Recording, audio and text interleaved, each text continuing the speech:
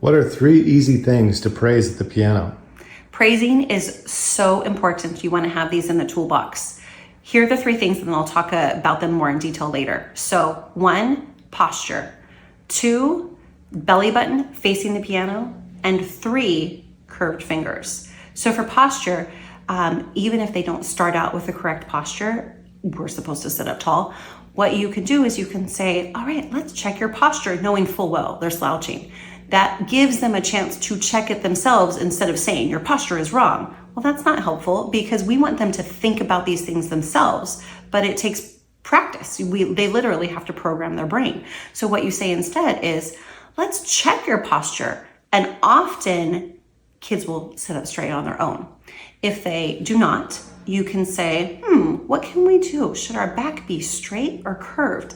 If they don't fix it then what you do is you, along their lower spine to upper spine, you just kind of, oh, look at your straight back. They will follow your hand up and then they will sit up tall. And then you praise, look at that terrific posture. That means you're sitting up tall. That's a terrific way to begin playing the piano. So praise posture when you feel everything else may be going wrong. Look for posture to praise.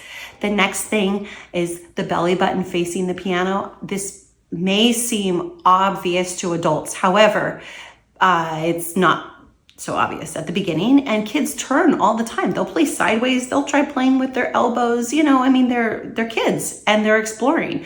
And so while that's appropriate, if they're working on a song, then you want to praise what they're doing well. So if their belly button is facing the piano and you don't know what else to say, oh my goodness, I saw your belly button was facing the piano. That is so impressive.